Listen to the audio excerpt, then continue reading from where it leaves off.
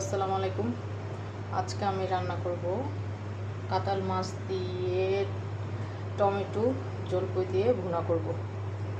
এই যে আমার তেল গরম হয়ে গেছে, এখন আমি পেঁয়াজগুলো দিয়ে দেব। এই যে আমার পেঁয়াজ ভাজা হয়ে গেছে, আমি এখন মশলা দিব। কষানোর জন্য একটু পানি দিয়ে দিলাম,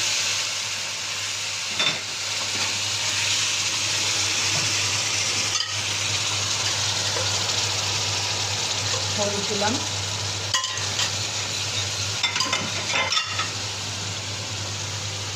এখন দিব মরিচ,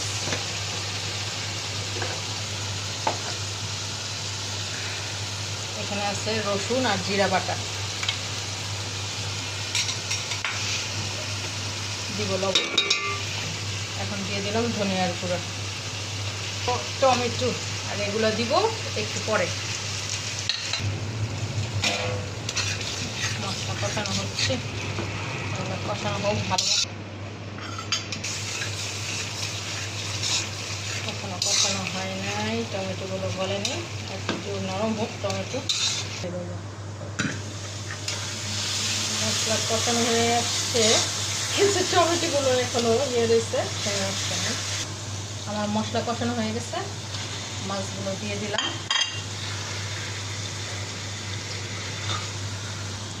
এখন আমি পানি দিয়ে দিলাম। পানি দেওয়ার পরে আমি এই যে টমেটোগুলো দিয়ে দিচ্ছি, তারপরে জলপাই, একটু টক টক খেতে ভালো লাগে, আর দিয়ে দিলাম কাঁচামরিচ।